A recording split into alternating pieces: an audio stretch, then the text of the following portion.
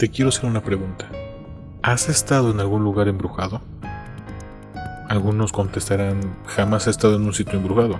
Otros, sí, yo he estado en un sitio embrujado y me han pasado cosas. Otros contestarán, no, pero conozco personas que le han pasado cosas. Es muy perturbador pensar que muchos lugares públicos tienen gran cantidad de fenómenos paranormales y muchos no lo sabíamos.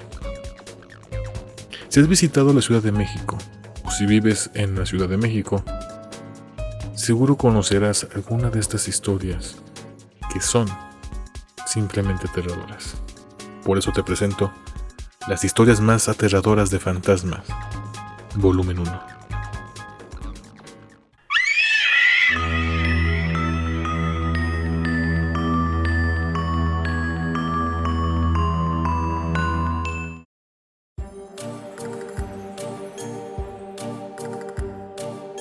Las historias que te presento están basadas en testimonios reales, de personas que vivieron en carne propia aterradores encuentros con seres del más allá, y que a lo largo de los años han pasado de boca en boca y se han convertido en las leyendas más escalofriantes de nuestro país.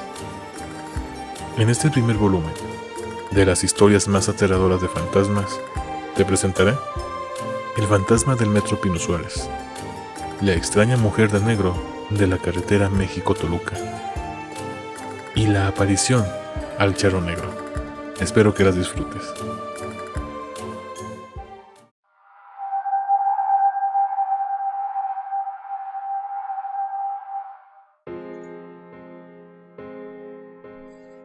Nunca supe su nombre, pero el charro negro era un hombre robusto, alto, moreno claro y siempre vestía como un charro. Traía un sombrero de esos redondos de 2 pedradas y en sus botas tintileaban sandas espuelas de plata que reflejaban la luz del sol. Acostumbraba ir los domingos por la tarde a la plaza pública municipal. Ahí cantaba a capela y hacía resonar su látigo sobre el pavimento. Algunos murmuraban a sus espaldas de que estaba loco y disimulaban sus risas. No fuera que lo descubrieran y entonces sí, se las verían con un loco furioso. Decían que su locura le había venido de una vivencia traumática cuando era muy joven, que una tarde que volvía de reparar la cerca del rancho donde trabajaba como caporal, su caballo, un manso retino, comenzó a parar las orejas, pues había advertido algo fuera de lo común metros más adelante. Un pequeño bulto fue tomando forma según se acercaba. Era un canasto que dejaba asomar unas cobijas. El palomo, que es así como se llamaba el noble animal, comenzó a temblar y a acobardarse un poco. Luego se rehusó a seguir avanzando. Su jinete descendió de su bruto, lo ató a un árbol cercano y avanzó los pocos metros que lo separaban de lo que resultó ser un hermoso bebé que tendría, según su apariencia, algunos meses de haber nacido. Estaba envuelto en una fina cobija blanca con rayas gruesas de color azul marino. Tomó a la criatura en sus brazos, mientras se preguntaba qué madre desnaturalizada había tenido la sangre tan fría como para abandonarlo. Tenía la piel muy blanca, los ojos muy azules. Era regordete. Pesaba, según sus cálculos, quizá un poco más de 5 kilos. Se encaminó con el bebé a su caballo, y cuando se iba acercando el animal comenzó a relinchar, a pararse en 2 cuartos traseros y a lanzar coces a diestra y a siniestra. Trató de calmarlo, pero fue inútil. Al ver que no conseguía nada, decidió sentarse un momento sobre una gruesa rama de un árbol que descendía hasta casi llegar al suelo. Notó que conforme se alejaba, con su carga a cuestas, el noble bruto se iba tranquilizando. «Vaya, qué raro está el palomo», dijo en voz alta el caporal. Luego prosiguió: «Parece que no le caíste bien, amiguito. Pero, ¿dónde diablos está tu madre?». El caporal comenzó a hacerle cariños y caratoñas hasta que el bebé comenzó a reír. «No entiendo palabra», ¿Cómo es que te dejaron abandonado? Tan precioso, tan gracioso, decía el hombre cuando pasó algo extraño. El rostro de niño se puso serio, y de su pequeña boca salió de pronto una voz horrible y cavernosa. Y también tengo dientitos. Su pequeño rostro se había transformado para entonces. Los ojos se le tornaron rojos, y de sus pequeños labios se asomaron dos grandes colmillos, y babeaba una sustancia verdosa. «Sagrado Corazón de Jesús», gritó el caporal mientras arrojaba con fuerza y lejos, después de que aquel niño infernal le había mordido. Con los nervios destrozados subió de un santiamén a su caballo y se alejó a todo galope de aquel sitio.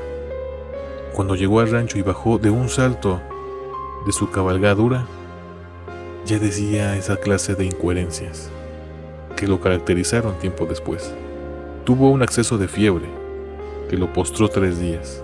Se recuperó de la fiebre, pero le quedó una marca horrible que parecía un diablo en la parte donde lo murió el niño.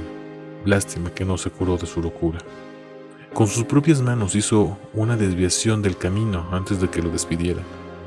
Cercó el acceso a aquel sitio donde había tenido lugar ese suceso paranormal y colgó un letrero que decía: «Prohibido el paso. Tome la ruta de la derecha. Camino inservible».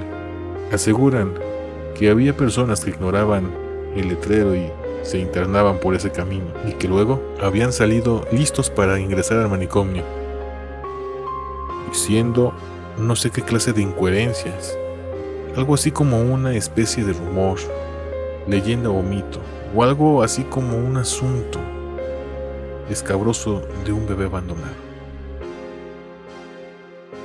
¿Tú qué opinas? Se dice que después de su muerte, el Charro Negro quedó condenado a asustar a los vivos, todo a causa de la mordida de aquel niño infernal. Pero eso es otra historia.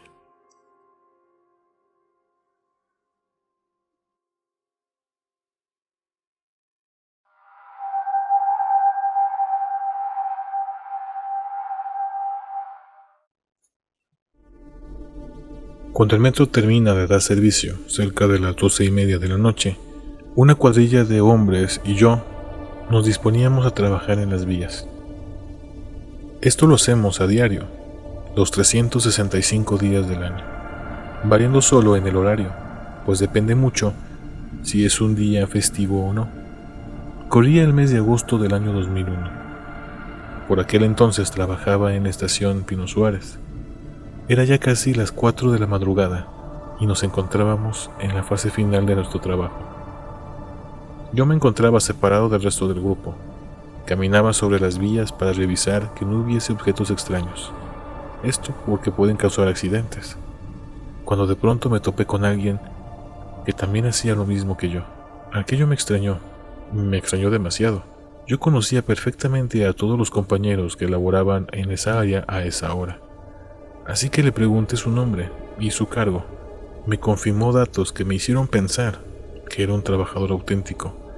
El apellido de este trabajador era Platanov. Así que lo dejé continuar y seguí con mi trabajo. Él siguió revisando las vías tranquilamente hasta que vi perderse en la oscuridad y profundidad del túnel, cosa que está prohibido, ya que ningún trabajador puede ingresar al interior del túnel solo y sin una luz de apoyo. Consideré oportuno anotar el incidente en mi reporte. Al terminar el trabajo, mi jefe me llamó. No me extrañó, pues era parte de mi rutina. Al llegar a su oficina me preguntó por el sujeto que vi en el túnel. Había leído mi reporte. Cuando le conté todos los detalles de aquel extraño encuentro, sacó una enorme libreta donde estaban registrados los nombres, los cargos y las fotografías de todos los empleados que laboraban ahí. Comenzó a buscar entre los registros hasta dar con una fotografía. Me la mostró al instante mientras me decía: ¿esta es la persona que viste? Yo le respondí que sí.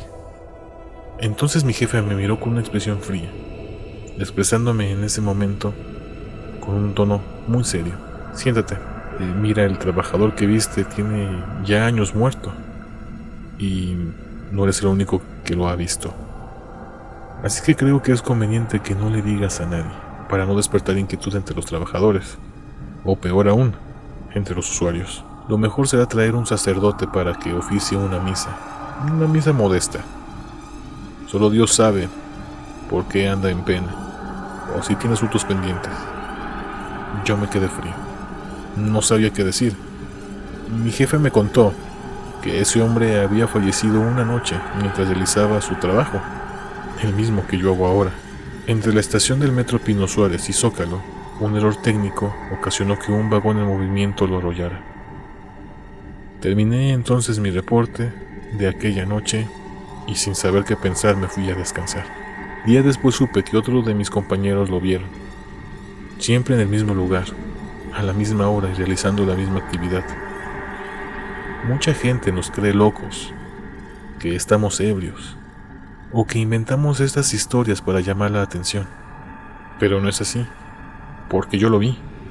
Días después fuimos invitados junto con otras personas del metro a una misa. Íbamos de calidad de familiares. Eran ya las 12:15 de la mañana. En el tramo de la estación que nos encontrábamos, estábamos 19 personas y un sacerdote. La procesión partió del metro Pino Suárez al Zócalo a través del túnel, en medio de oraciones y plegarias, y con el sacerdote salpicando las vías con agua bendita.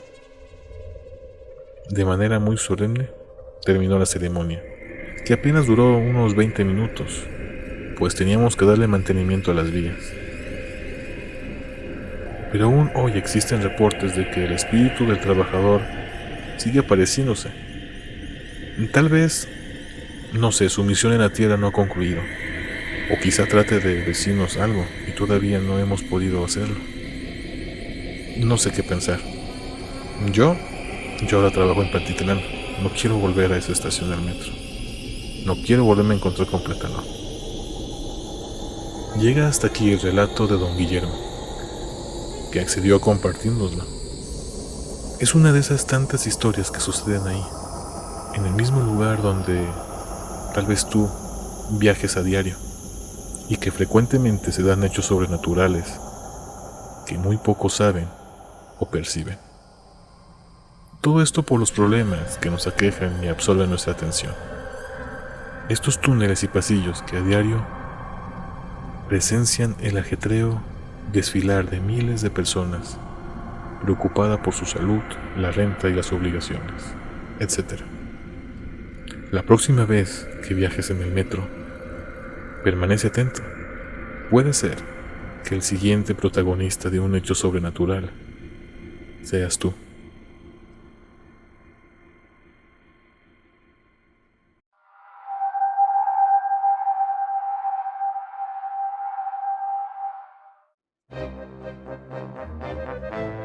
Debido a su trabajo,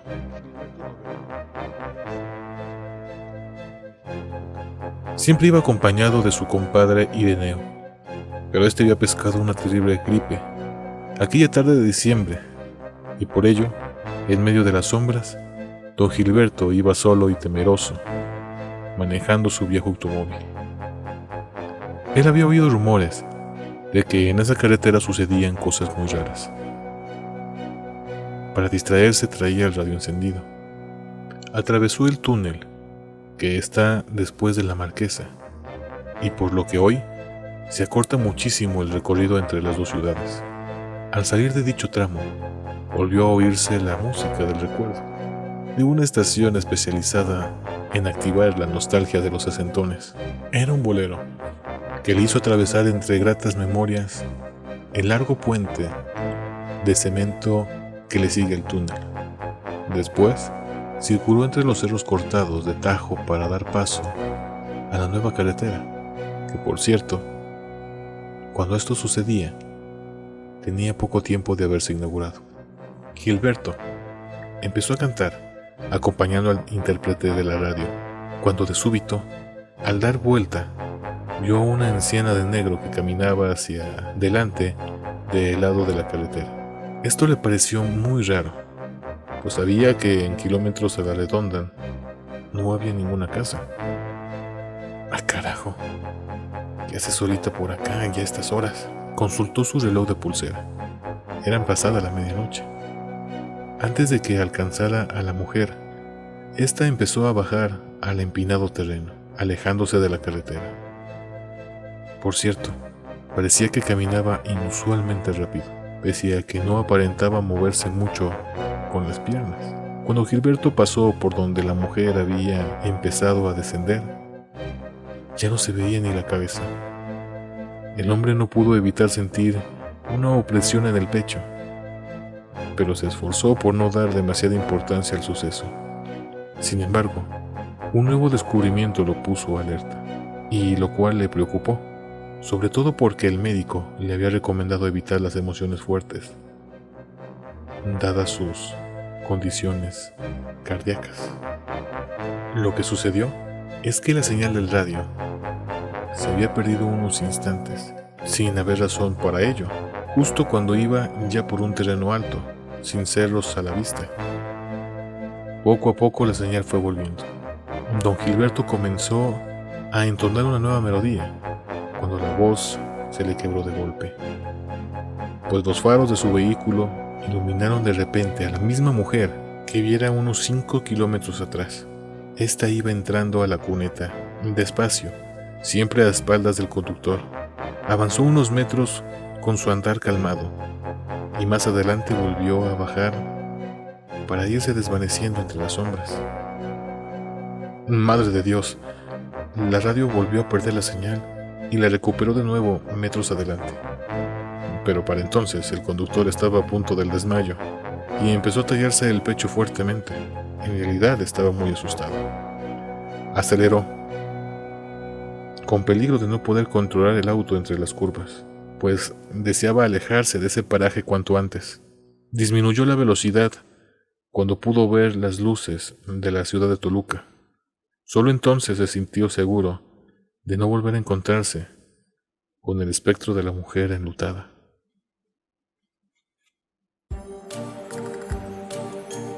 Si te gustó este video, por favor dale un pulgar arriba y compártelo con tus amigos. Suscríbete a mi canal si quieres ver más videos y estar al día en ellos. También agrégame en Facebook, Twitter y Google+. En la descripción están los links y como siempre deja un comentario abajo. Y bueno, es todo por ahora.